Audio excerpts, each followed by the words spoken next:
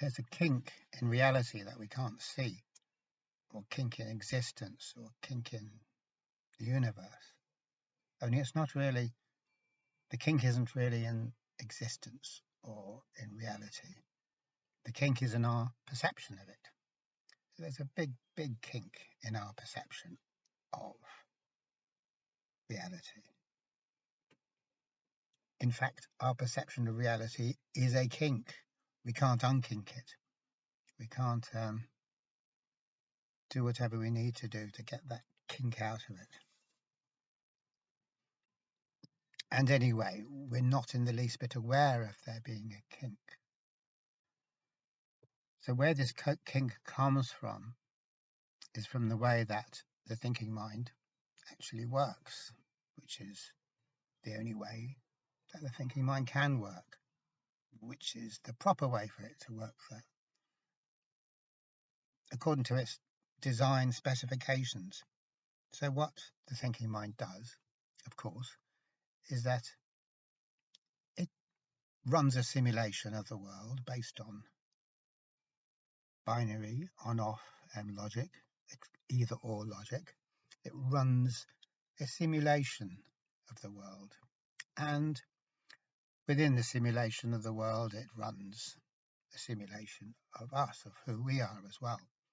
So when I look around me I think, oh yeah, this is the world, but of course it isn't. I'm only seeing my idea of the world, which for the most part has a certain degree of congruence, which means unless my ideas are really screwed up, I won't run into too much difficulty. Things will work for me. When we have an idea or theory of the world which is really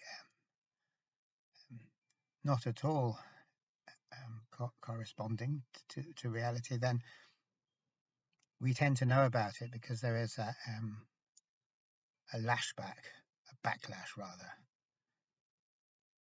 So we get to know that our theory is wrong, our model is completely wrong. Like if I have a theory that people like it if you go and insult them or insult their ancestry. So I walk into a pub and there's these a bunch of bikers or whatever sitting there having a drink, and I go and insult their ancestry, then they will simply beat the shite out of me and I'll know that my theory is wrong. Hang on, that doesn't make people happy. It doesn't get a good response. So that's a very kind of ridiculous example, but it makes the point well as pretty well. So that's called incongruence. So when there's not incongruence, it's called incoherence. So when there's incoherence between the model and the reality, shit happens. So we can say that there is a fundamental incoherence between our rational perception of the world and how the world actually is. And of course there is, because the world as it is in itself isn't written in binary. It's not coding. Even though you might say, well, maybe it is. The actual nature of reality is such that it can't be coded for, because it's not composed of bits. It's not composed of binary stuff, on, off. In other words, if there's a tree, then I can say the tree is on, and then when there's no tree, I can say, well, the tree is off. In other words, the information doesn't fit the category of tree. So I can say, hey, that's binary because the tree ends. Therefore, that's binary. It's on, off. It's yes, no. Is it a tree? Is there a tree? Yes, yes, yes, no. When the tree stops being a tree, we say no. So that's binary. But that isn't true, because if we really want to get a feel for how reality works, we can learn that from a tree. If we look at a tree well enough, we can realize that a tree is actually an interface, and the edge of the tree is an interface with the atmosphere, the environment, and actually there are no cut-off points, because that's called the ecological perspective. Everything is really entangled in everything else, and you can't actually separate them. So we can learn that from a tree, but it's easier to learn it if we look at subatomic particles, because when we do, we see beyond any shadow of a doubt that particles aren't really particles, even though they can behave like particles. In other words, there is no on-off, there is no yes, no, yes, no. In reality, when you get down to the finer details, well, we can't even say that they are details, because details rely on structure, and structure relies on boundaries, and a boundary is a yes, no, on, off, in, out type of thing.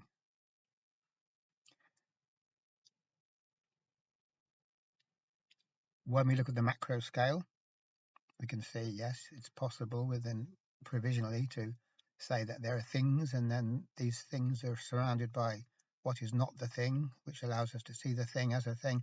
But when we go into the finer level of reality, the closer we get to the Planck distance, which is a very small distance, but the closer we get to the Planck distance, the more our ability to measure the world decreases. And at the Planck distance, or smaller than the Planck distance, even though we can't say smaller because that's no longer applicable. We don't know whether it's big or it's small. We don't know anything about it at all because we can't measure it.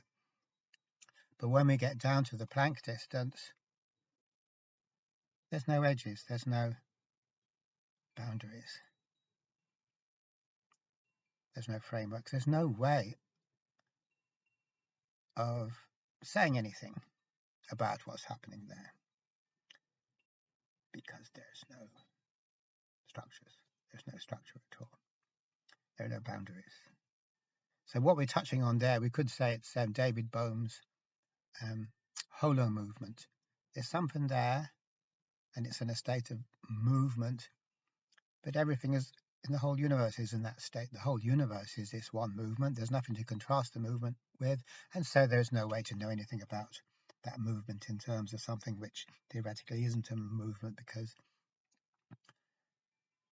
if we theoretically hypothesize a framework that isn't part of the movement, that's just an exercise in our imagination, because it's not real, because there aren't any frameworks like that anywhere. It's just the holo movement, or however you say it.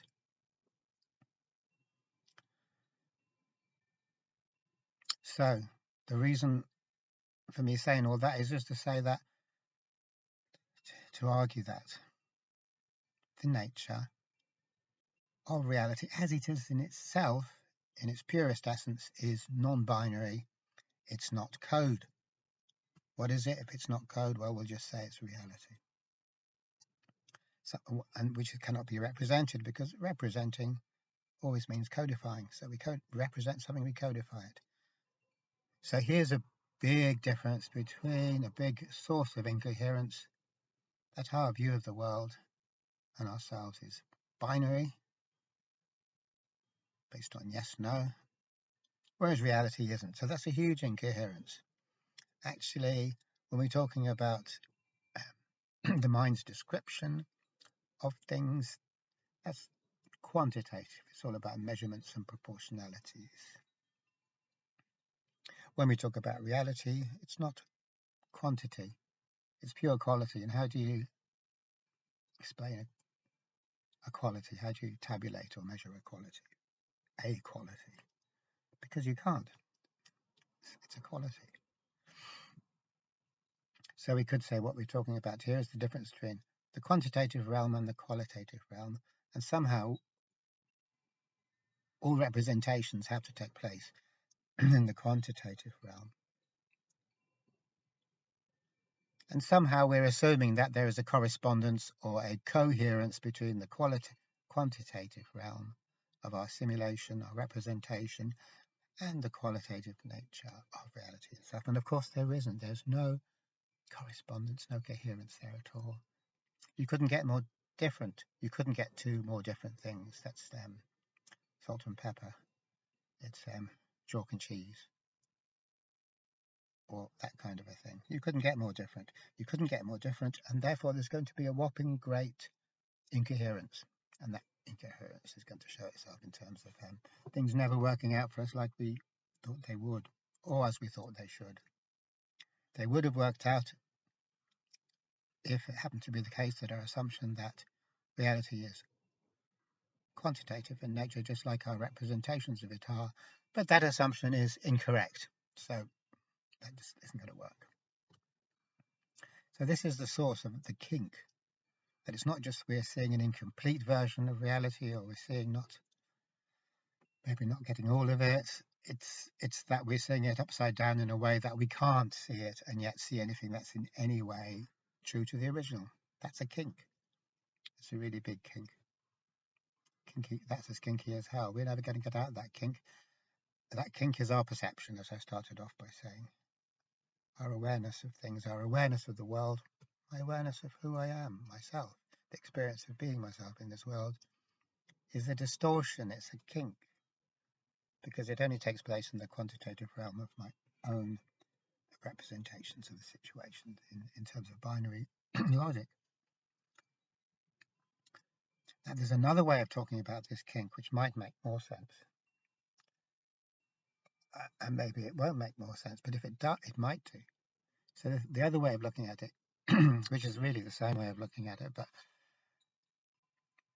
the point is that I experience myself and the universe in a non-nuanced way. I'm here and I'm in the universe. No nuance, that's just bland. And we all accept that. We all go on along on that basis. That's how we see things. Actually, it's my mind's representation of me within my mind's representation of the universe. That's not quite the same thing, but I'm assuming it is. So that's going to cause knock-on problems. It isn't the same thing at all. I'm seeing things in a distorted way. I can only experience things in terms of the idea of myself being in the idea of the world, where I do not know that it is only my idea of myself that is my basis, and I do not know that it is only my idea of the world that I'm relating to. So any awareness creeping into either of those two things, i.e., if I start to become aware that the world is not how thought represents it, that's going to add great confusion, and it's going to make things seem really weird to me. It's like, what's going on here? But even more so, if I start to experience or have insight into the fact that this isn't really me, this is only the thinking mind's simulation of me. It's doing the best that it can, but it can't do any better than simulating, because all it can do is simulate. It can't create reality, it can simulate reality. So then that puts me in, the bottom drops out of my world. I've got nothing to go on. What is that? Where do I go from there? See, that is a real big spanner in the works as far as non-nuanced reality goes, because non-nuanced reality isn't a thing. The lack of nuance is my total lack of awareness, my dumbness, basically. Not to mince words. This may sound just like some kind of metaphysical game or kind of wordplay or something like that, but it has a very, very practical significance. And just to give one particular example or illustration of that significance, we could look at meditation. And this is really interesting in terms of how the Western means rational, approach to meditation changes the whole thing of meditation, even though we might be exactly copying and doing the things that meditation is supposed to do, watching the breathing, etc., etc. We might be doing all of that, but we're doing it in a distorted way, because we're doing it all on the basis of me really being the thoughts representation of me. So that means I'm doing the mindfulness on behalf of or for the benefit of my mind's representation of me. So we're going to run into trouble that way, because if I am meditating and I stick with it, I'm going to become more aware. eventually. And that's one of the things I'm going to become aware of, which is a spanner in the works, as I was already saying. To not be aware of the fact that the one who is sitting here meditating is a construct of thought is to be engaged in an absurdity. So the way we look at, we deal with, or the way we think of or use meditation in the West is to make us more peaceful, more spontaneous, more creative, more in the moment, etc. So all that kind of stuff, which is clearly good. But what we don't see, and this is the funny thing, and we really don't see it, we don't get this at all, is that, at least I've never met anyone that goes around saying this within the Western context of meditation, is that it is frankly absurd to try and make the mind's representation of who I am, my idea of who I am, be more calm, more spontaneous, less anxious, less stressed, more creative, etc., etc. It can't ever be any of those things. None of that can happen in the simulation. None of that can be. It's non-simulatable stuff. Creativity is non-simulatable. Peace, genuine peace, is non-simulatable. Stillness, silence, non-simulatable. How do you simulate silence? Only by shutting up. And if you shut up, you're not simulating. So the idea is that by doing this thing, by utilizing techniques or tradition of meditation, we can improve our mental health. And the evidence is kind of saying that, and we're quite happy to go along with that now. But the thing is, it will improve my mental health, but only when I've actually confronted the kink, confronted the great incoherence between model and reality, which isn't a peaceful thing to encounter. It'll mess with your head big time, super big time. There's no bigger, as I was saying, there's no bigger way to completely disorientate yourself and pull the rug from under yourself than to see this. So we have to go through that first.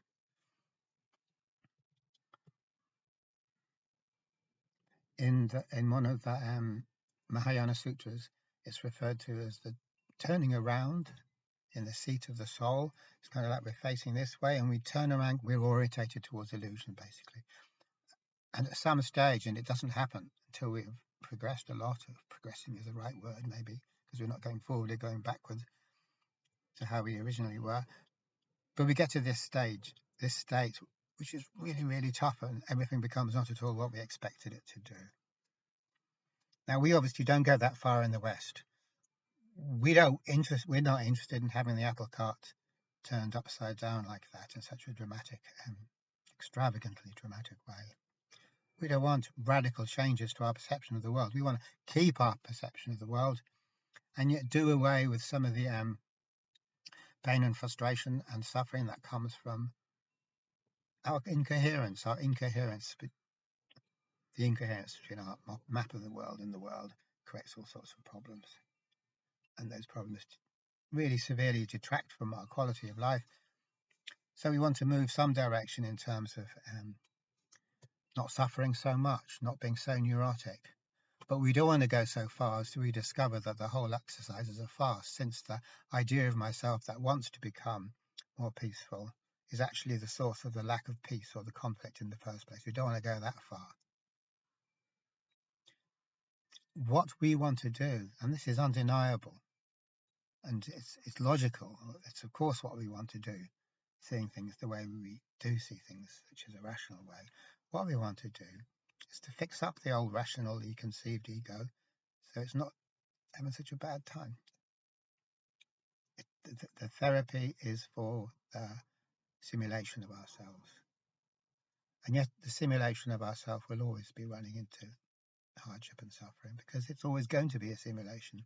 That isn't to say that it can't learn tricks that will ease things temporarily at the expense of another problem popping up somewhere else, of course, because that's how it works. But there's nothing to say that the rational ego can't learn tricks to smooth the way out in front of it a little bit. And maybe it can learn all sorts of tricks, but the tricks are bad news, really, because they're not really going to work in the end run. But so basically what I'm saying is that meditation's been subverted. Instead of being something to allow us to see what's really going on, to see the true nature of the self-delusion, it's being used on behalf of the delusory nature of the self in order to prevent the delusory self from gaining any intimation that it is delusory, which is completely backwards, completely upside down.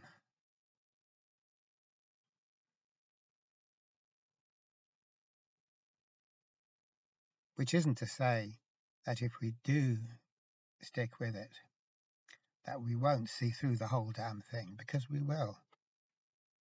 But it's simply to say that when we get to that point, when we are beginning to see what's really going on, no one else is going to talk about us, and there exists nothing.